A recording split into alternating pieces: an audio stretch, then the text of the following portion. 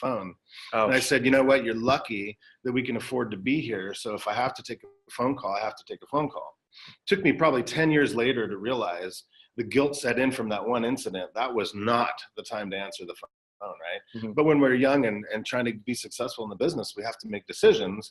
And I made the wrong decision at that time. So that's why I try so hard to help my clients and friends understand life balance right now. And family drives you nuts, right? So that leads into friends. Without your friends, there's no way you can deal with your family. So friends are important. And if you don't spend time with them and you don't learn from them and grow from them, laugh and play with them, you'll lose them too. And friends are hard to find. There's millions and billions of people in the world, but when you meet somebody like you, I peel off time to spend time with you, talk to you whenever you call, and I realize that relationship's valuable, and we have fun talking. Totally. And do things that other people can't or won't, right? Yes, and let me ask you a question real quick, Mike. Going back on the question, what you mentioned about family, that's really important. That's a challenge for me too. So you're obviously a very, very successful guy, like one of the top people in the country and probably in the world in terms of sales and marketing and real estate. So would you say then that, when you started, you would take that phone call when you were like on that drive, right? Yeah, till midnight every night. Yeah. So I'm going to ask you a question. This might be a hard question. Do you think you would be where you are today had you not done what you did? If I would have had somebody like me teaching me what I've learned, and I did have a lot of mentors bring me along the way, I probably would still be here if I would have found balance too, because over the last 10 years or so, we've actually found how to do this. And that's what we're going to talk about a little bit today. Then after friends, it comes fitness, right? A mentor once told me, you have to give energy to receive it. If you just sat around eating Doritos all day behind a desk, tastes good, you're tired at 3 o'clock, you can't. So I believe fitness is a really powerful part of our life. Experts will say 20, 30 minutes a day of cardio. You watch Tony Robbins bouncing on his trampoline, and there's just a lot of different things that I've learned. If you think about it, have you ever met somebody that came out of the gym and said, oh, I feel like crap? You just don't, man. Right. You get the endorphins going and certain chemicals in your body get going. Your mind thinks clear, your blood's pumping, you got more oxygen, and now you can really do what you need to do. So many people, they say, hey, I can't go to work today because I'm sick. Well, yeah. How about you get sick of being sick and start doing something about it? So move around, basically, and then if you take care of your body, now you can take care of your work and your family, right? Right. So it's really sounds like about taking action, right? So move around. So if there's a problem, do something about it, right? Absolutely. So if there's a FISBO, take action. So it's almost almost on the same page there. Yeah, just this last couple of weeks, we've been going so hard. We were on vacation for almost 30 days or longer, and I was feeling done and stressed out. And I realized, I haven't been taking my vitamins and minerals the way I shouldn't have. And I've missed the gym 3 out of 4 weeks. And I was like, God, I gained weight. I felt like crap. So we're back on track, right?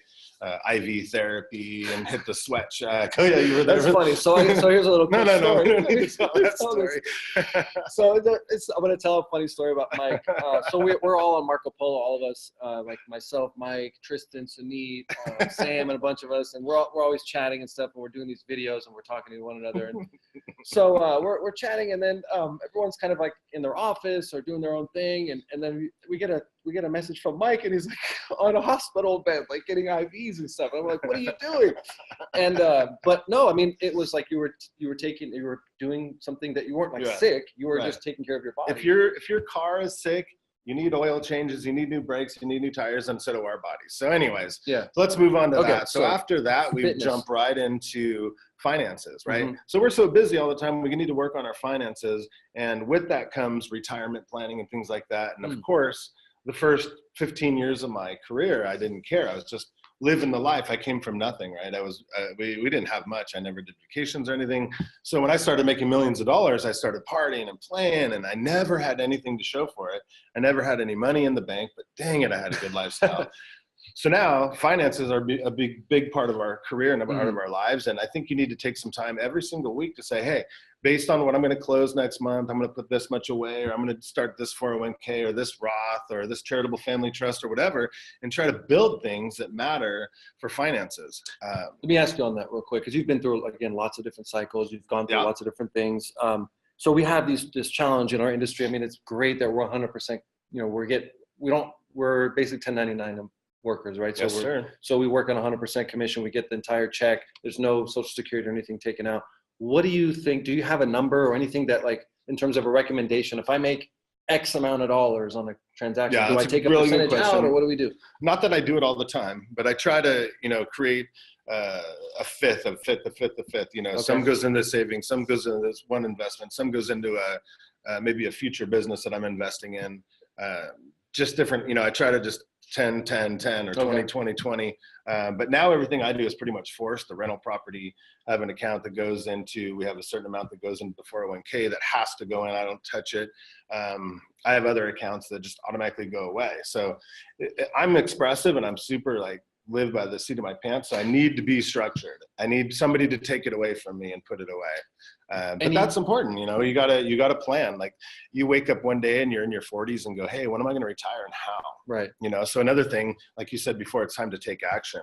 And then after that, I think even just as important is future business. And don't get finances confused with future business. Finances is, am I going to make semi-monthly payments on my house to pay it off early?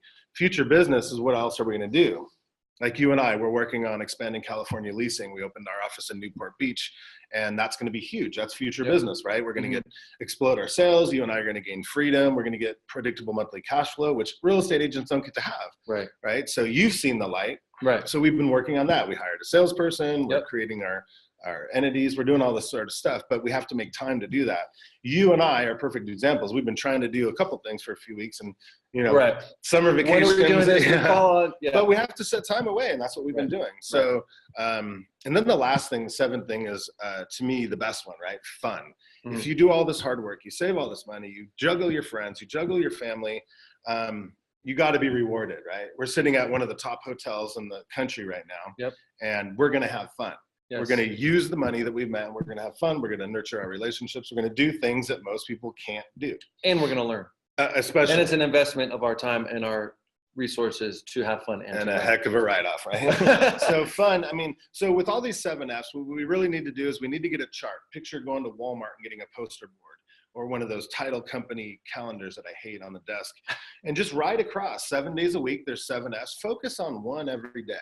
Right. And then once you get good, you can do 2 and 3, because on Sunday you could actually go to church, right? Then you could spend lunch with your family. Then you have a poker game with your friends. And then that night you can work on your finances. So, but at least if you focus one thing a day, that your friends, your family, your fitnesses, your future, all that stuff is taken care of. So let's just go over the 7 Fs real quick. So you guys are listening. I would definitely write these down. I try my very best to live by this stuff, and it really, really does work. So faith, family, friends, fitness, finances, future business, and fun.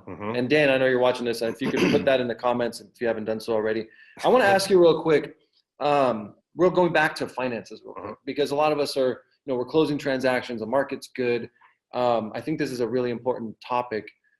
Would you say, in terms of reinvesting in our business, is there a specific amount that you think, or percentage, that we should be investing in leads? And I think 20% of every dollar you make should go right back into your business. When you get a check for, say, $10,000 and you spend $9,500 of it on your bills, well, you got to look at what did bring that lead. What was it? And could I take that money and bring more in? So in the last, 5 years, technology is amazing. We have Ylopo, we have Commissions Inc., we have Vulcan 7, we have all these cool things to invest in.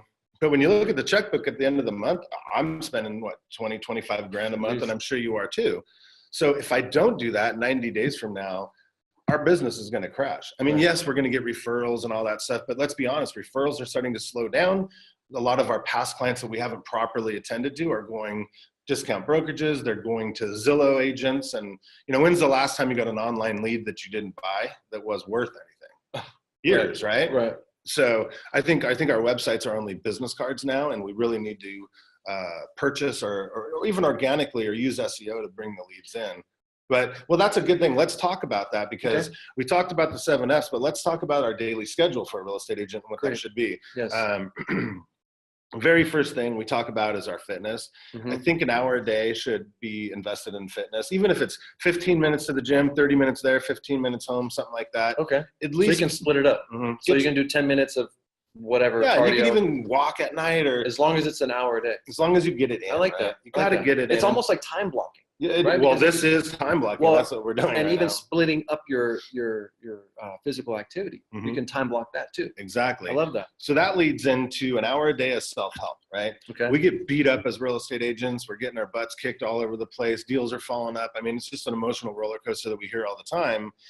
Self-help is not skill set. Skill set is what we'll talk about next, but self-help is reading books on health, on weight loss, or, you know, reading Tony Robbins or listening to motivational things. If you believe in the law of attraction, I listen to The Secret a lot and things like that.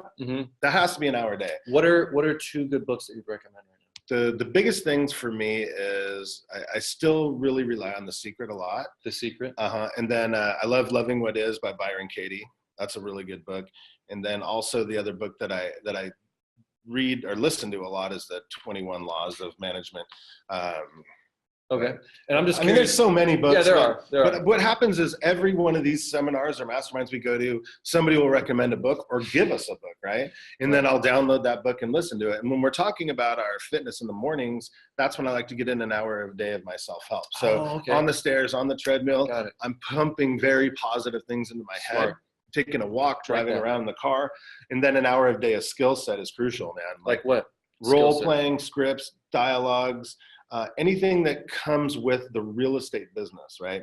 So we just said Vulcan 7. Well, do we know how to use it? Commissions Inc. Do we know how to use it? Work on that skill set. How could we better it? How could we use all the best practices? That is your skill set. Got it. So anything that's going to make you better in real estate. If we spend all this money buying leads, but then we don't know what to say to them, you know, like right now, our market's turning, it's softening, it's stabilizing, whatever you guys want to call it. Some will say it's crashing. But the reality is now we have whole different scripts and dialogues that many of these great people on this webinar haven't practiced before. Price reductions, extending listing contracts. There's a lot of things that we need to say, and we have been saying in the last 30 days that I haven't said in 5 years. So how do we, if I'm a new agent or if I'm someone that hasn't experienced these things, how do I learn about that? It's super simple. Our podcast, realestatemarketingshow.com. We're going to be working on a lot of different things for the changing market, but it's simple. You know, Club Wealth, Lab Code Agents is probably the place where I learned the most from. Events, masterminds. Yeah, Mike Ferry retreats going on right now, or just ended, I think. Tom Ferry, doesn't matter. Craig Proctor, Daniel Penley, Shane Penley, all these people. YouTube. YouTube is has a wealth of information, and it's free, right? Yeah. You know, I'll spend money on anything that I think is going to help my business.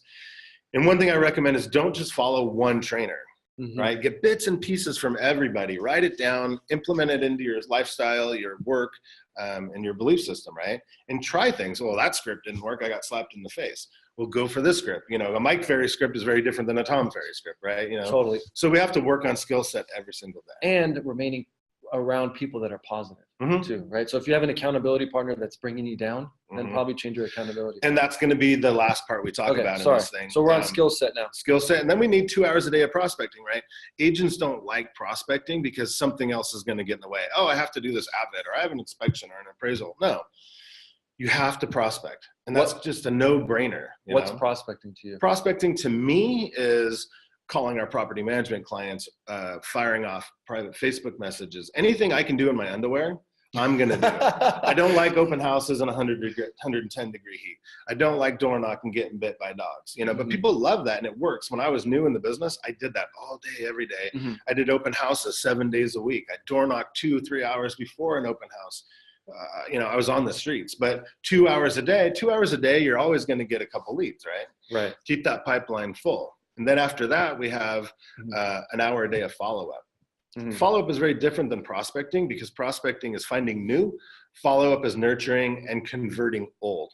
That's a really important distinction. Yeah, if all you ever did was follow up with people, your leads in your pipeline will disappear someday because you're not bringing in new. Right. So you have to segregate those perfectly. Let me ask you real quick on this prospecting. So you're talking about bringing in new. What are some places where people can go right now they can bring in new? The number one thing always will be is an open house. Okay. If you do it right, especially the training that we have on our podcast. We have 2 hours of open house training, mega open houses, if you will. You'll never be broke. If all you ever did was open houses, you're fine, right? Okay, and then calling your sphere of influence and nurturing them, kind of the Brian Buffini lifestyle or way of life, I love.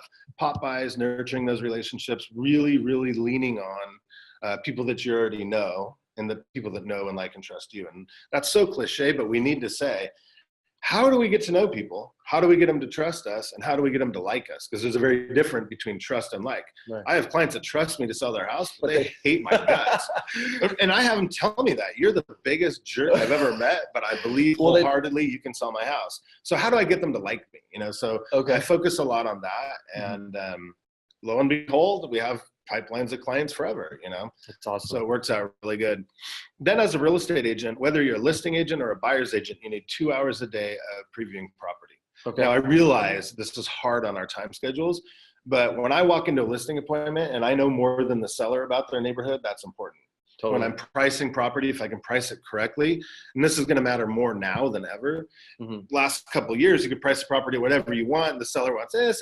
Okay, let's try it. But dude, you can't do that anymore. I've done $75,000 price reductions this week alone. Wow. You know, it's a big deal. And if I don't go out and see those houses, and one of the best listing agents in my town, he personally previews property every single day still, and he kills it with listings. So the reason I'm focusing on listings is a lot of the great lab coat agents are like, I don't want to focus on buyers. I don't want to preview property. But previewing property, if you do work with buyers, you cut out from showing 10 houses to 2. We have a lot of good buyer training on our podcast and YouTube channel as well. You guys should all check that out for sure. Cuts down your time tremendously, so you can balance the workload of life, you know. So and then after that, I say appointments. Appointments have to be fit in. You're going to have an appointment or 2 or 3 a day sometimes, and you're going to have to juggle this schedule. It should be your daily schedule, exactly what you do every day, unless you can't. If you have to list a home at 1 o'clock and you should be previewing property at that time, you're going to have to make up the previewing the next day or cut it a little short. We understand.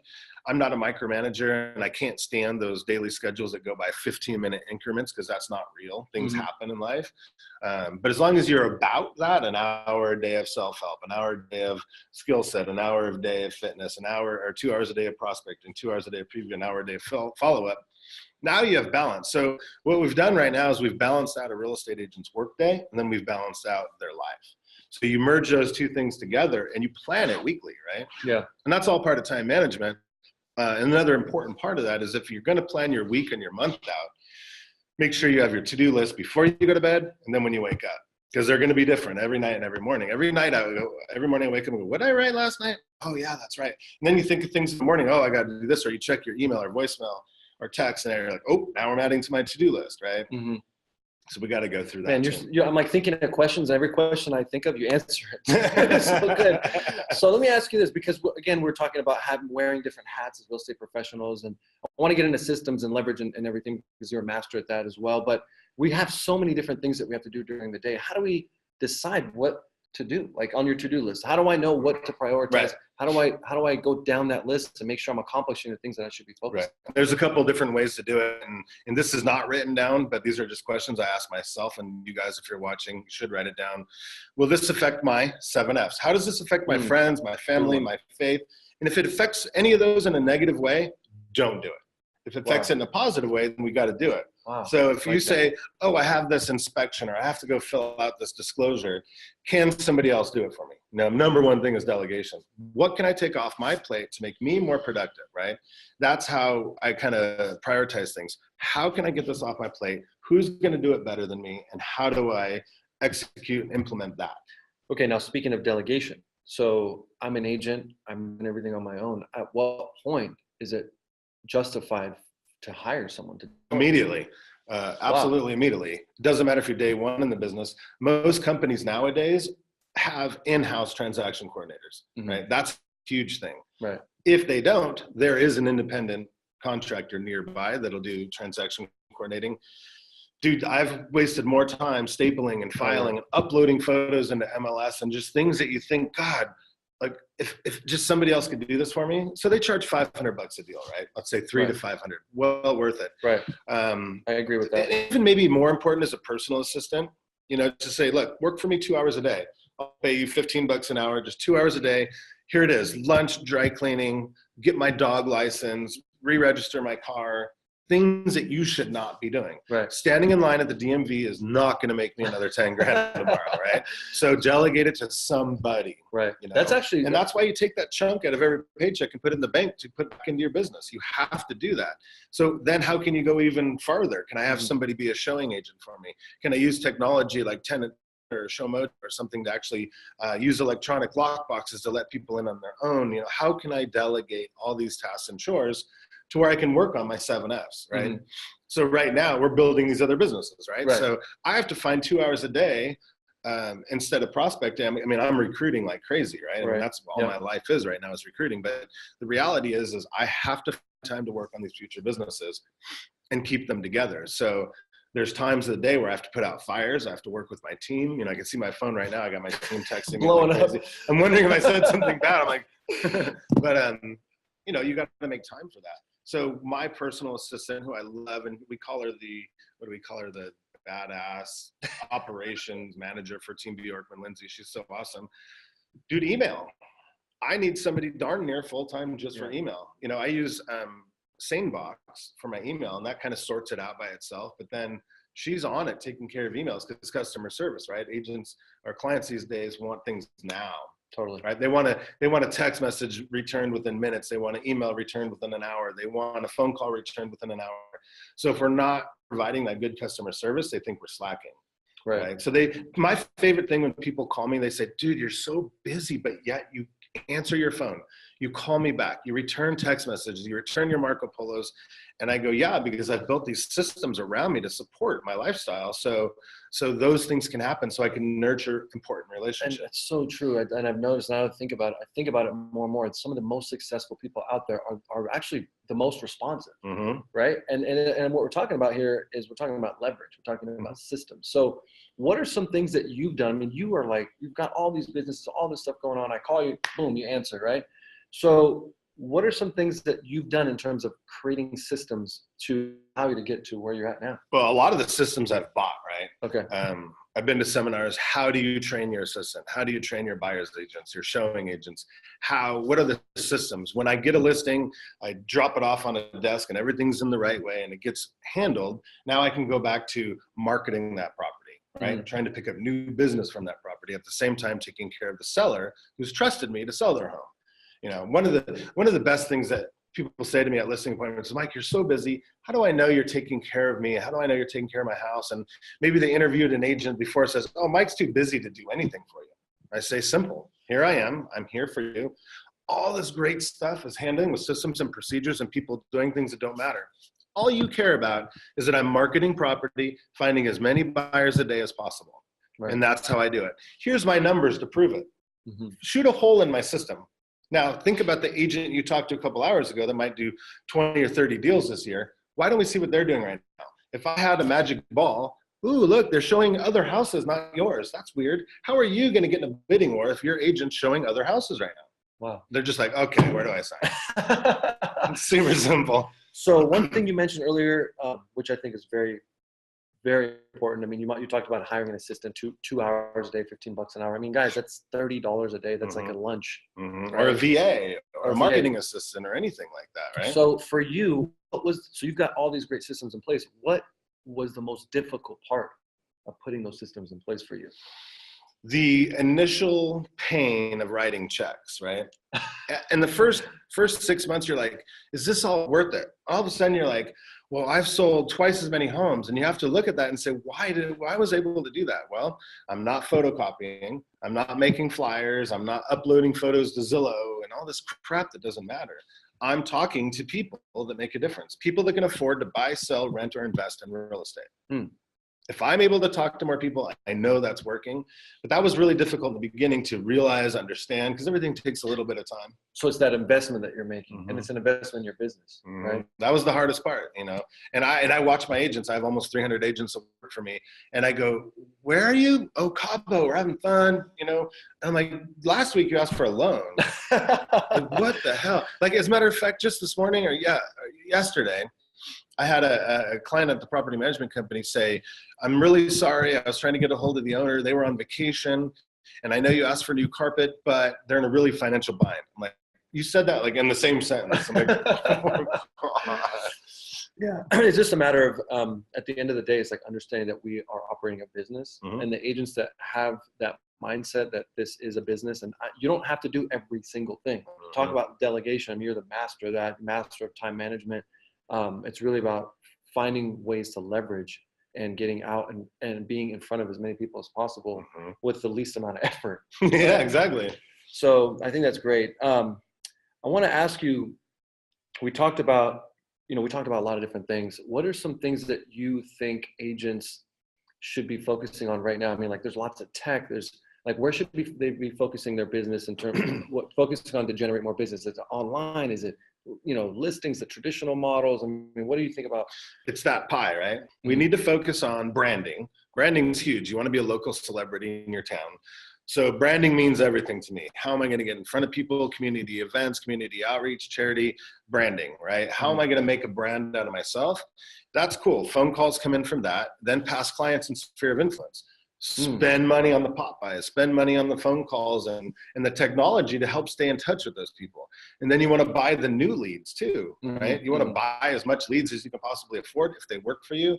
If you have the time or the systems or the manpower to return the calls properly, right? Yep. We struggle with that right now. Anybody needs a job. We have thousands of leads that are falling through the cracks right now. He's serious. That's and I'm not kidding when I say thousands, but also there's the physical art of prospecting, right? So you take that pie and you spend your day or your week or your month and you slice it and say, okay, I need to spend this time. And it goes back to the 7 F's, right? We need to spend time on future business. We need to spend time on finances. We need to spend time.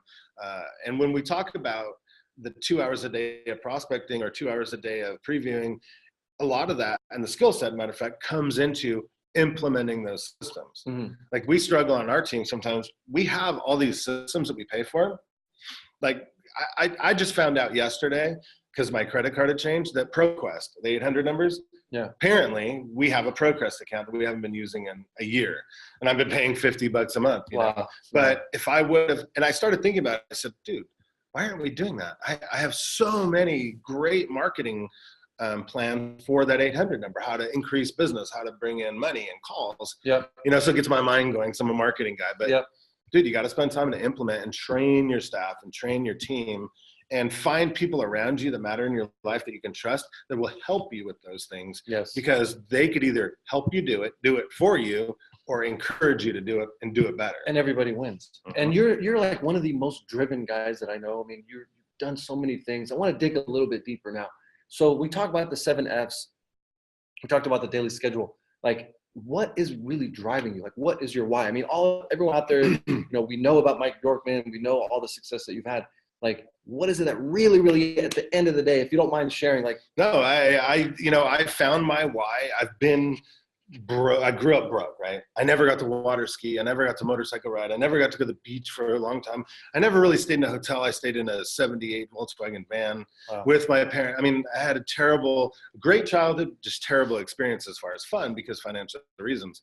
And then in my early 20s, I was making millions. Then the recession hit. We got a 75% pay cut. So I've had a lot of slaps in the face. Like, you better pay attention, man. So my why, and as a matter of fact, at the closing table this week, we're having Dean Gracio, so I can never say his name. He's coming here to speak, and he's one of my mentors. And I've watched him do it a couple different times, 7 layers deep, because we always say our why. Well, I want to make money.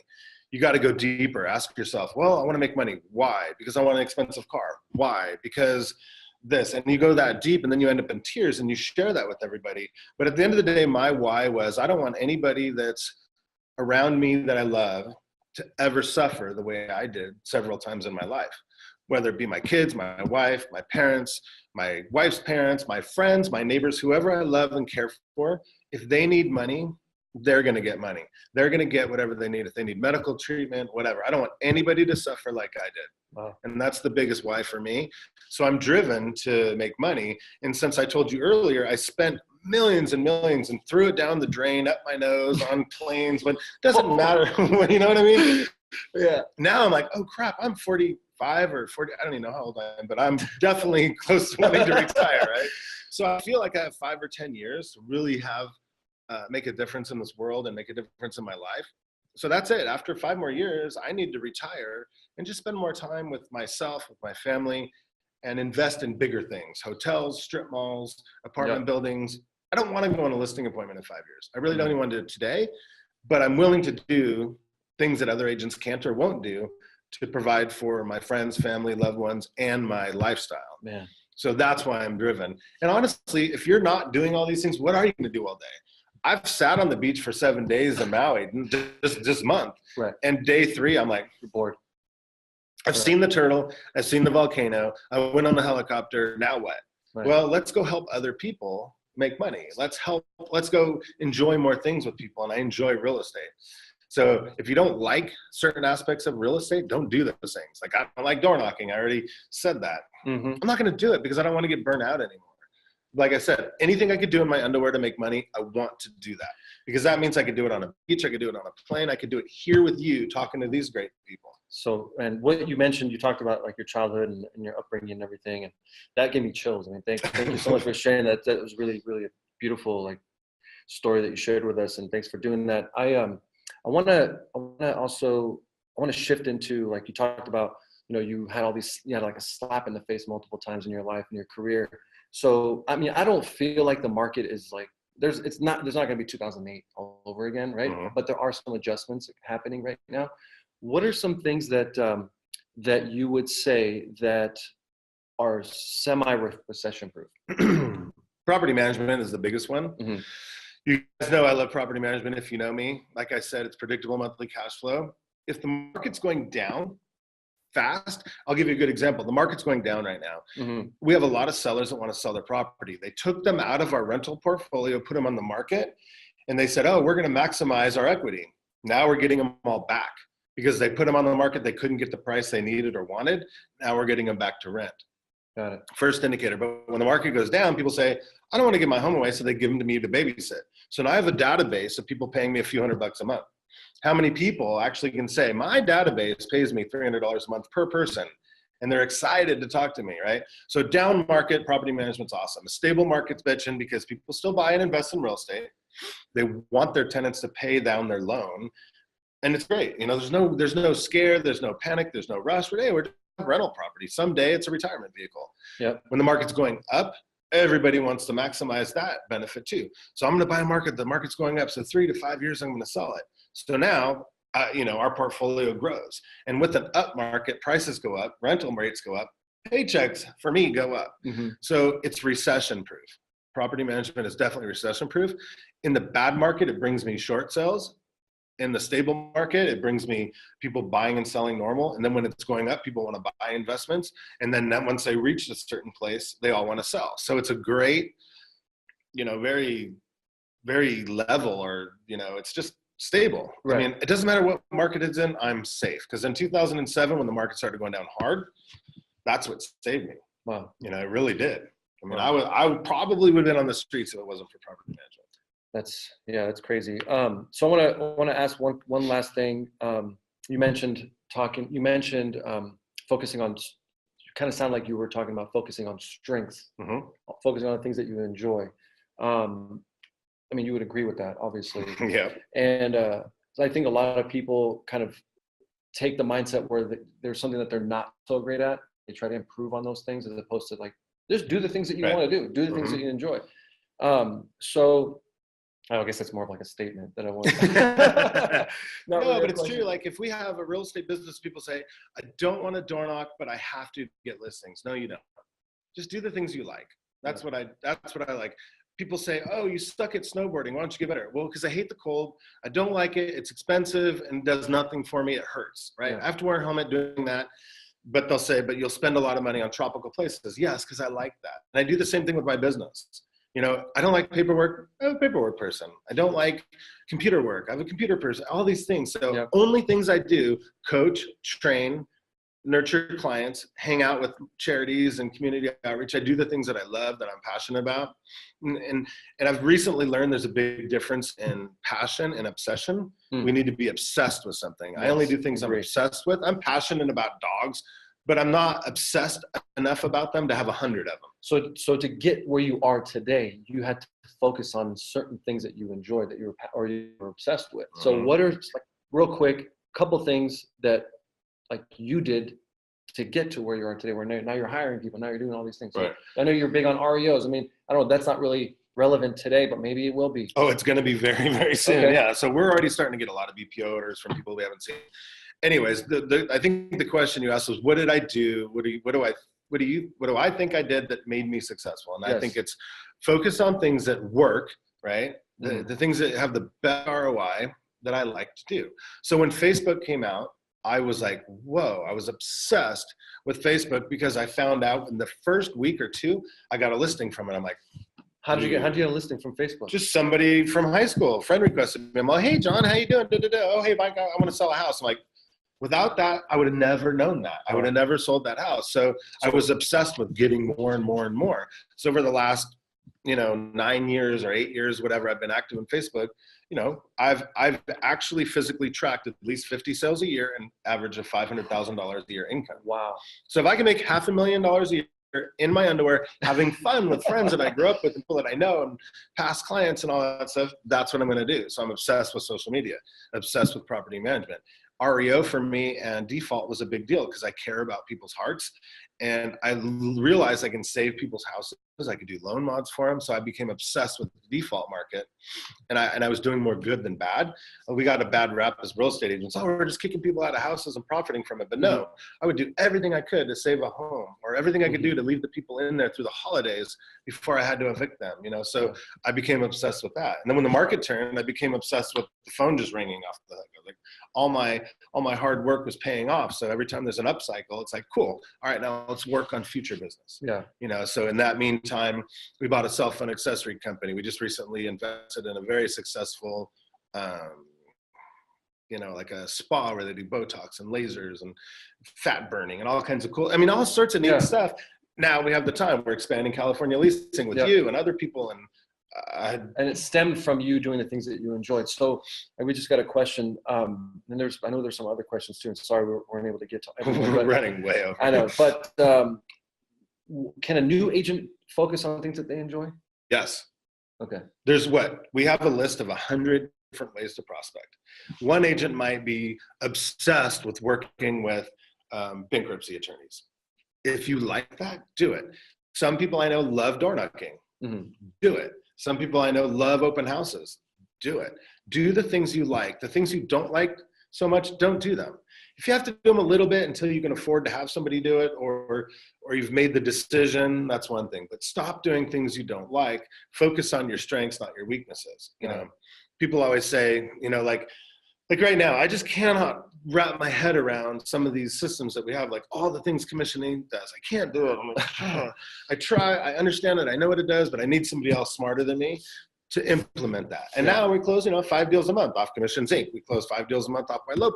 That's awesome. I don't know how to work it all, but I know it works, and I'm glad to pay for it because my ROI is 6, 7, 8 to 1. So it's a good deal for us. So it's really about knowing what you know and knowing what you don't know. Right? Being at events, being around lab coat, making sure I'm always 10 steps ahead of my competition. By the time we leave closing table, I'll come up with 10 ideas that'll absolutely blow my competition away, blow my sellers away, take me to the next level of technology. And now I'm cruising through the next whatever it is, because we're always going to be up on what's going on. This has been like one of the very best interviews I've ever experienced. Like this was so good. Thanks, I really appreciate it. We went over 17 minutes over, and I know everybody here enjoyed what you had to say, man. Thank you so much for your time. Really, really appreciate it. Thank you guys. Hope you all have a great week. And Mike Bjorkman, I'm sitting in the flesh with Mike Bjorkman. All right, everyone. Take care. Take care, guys. Bye-bye. Thank you.